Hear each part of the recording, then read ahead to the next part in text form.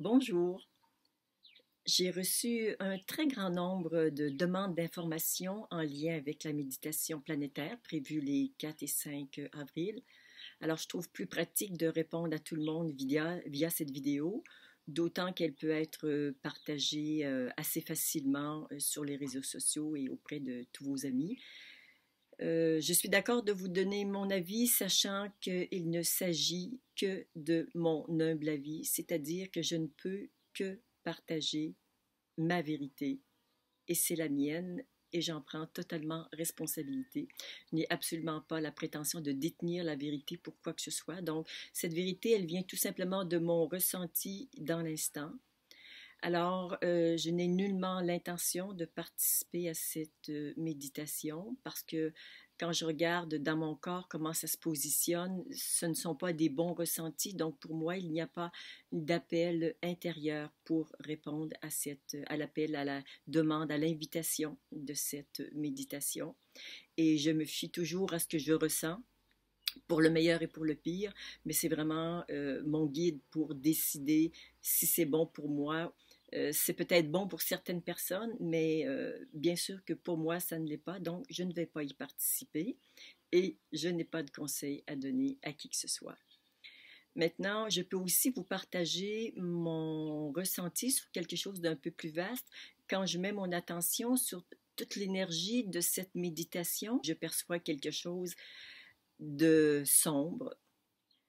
Il faut savoir que, mon Dieu, comment dire ça pour que ce soit acceptable? Le monde émotionnel et le monde énergétique sont des mondes un peu particuliers. Le monde énergétique appartient au monde subtil, le monde émotionnel au plan plus grossier, plus visible. Et il faut savoir que dans notre environnement, il y a des êtres, des entités non incarnées qui se nourrissent des émotions en basse vibration. Ceux qui sont des machines à produire beaucoup d'émotions en basse vibration sont un peu les gardes-manger de ces entités de base astrale. Ce n'est pas nécessaire d'en avoir peur, il n'y a rien d'apeurant avec ça. C'est un peu comme avoir, je ne sais pas, des cafards ou des rats ou des souris dans sa maison. Évidemment, on préfère ne pas en avoir, mais s'il y a de la nourriture qui n'est pas au bon endroit ou bien conservée, mais ça peut attirer certaines vermines qui ont droit d'exister. Sauf que j'ai aussi le droit de faire le choix de ne pas les avoir dans ma maison.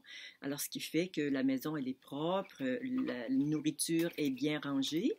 Et au point de vue énergétique, c'est la même chose. C'est-à-dire que, évidemment, nous vivons plein d'émotions qui transitent à travers nous. Et si nous savons les gérer, nous n'attirons pas ces entités de base astrale, mais plutôt elles peuvent retourner directement à la source. Et comment on fait pour que ça retourne à la source?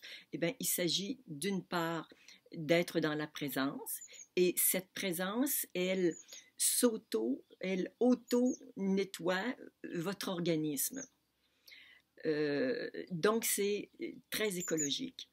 Les personnes qui organisent des méditations au niveau planétaire, je ne sais pas de quel ordre ils sont ou ce qu'ils font exactement et avec quel genre d'être ils travaillent, mais tout est possible. Et sachez que s'il y a des entités non souhaitables qui peuvent nous entourer au niveau physique, c'est extrêmement courant. Il y en a aussi qui travaillent à un niveau planétaire, soit à une plus grande échelle, et qu'il y a certaines activités auxquelles il vaut mieux ne pas contribuer. Nous savons que le meilleur moyen pour faire une gestion écologique de ces émotions et des énergies en plus basse vibration, notamment les peurs, la culpabilité, la honte, la colère et tout ça, ça a le droit d'exister, sauf que quand ça reste en nous, ben ça crée un taux vibratoire qui est très bas et la peur entraîne la peur, génère des pensées de peur. Donc, évidemment, quand on peut libérer ce genre d'énergie, le taux vibratoire augmente et on se sent plus clair, plus lumineux, plus joyeux. Hein. C'est simplement une vibration qui est plus élevée qu'on peut expérimenter à ce moment-là. Alors, bien sûr, parmi les façon de faire, il y a s'installer dans la présence parce que soit on est dans la présence, soit on est dans le mental. Alors, c'est pas binaire un ou l'autre, mais on peut être à un endroit ou à l'autre, plus ou moins dans la présence ou dans le mental.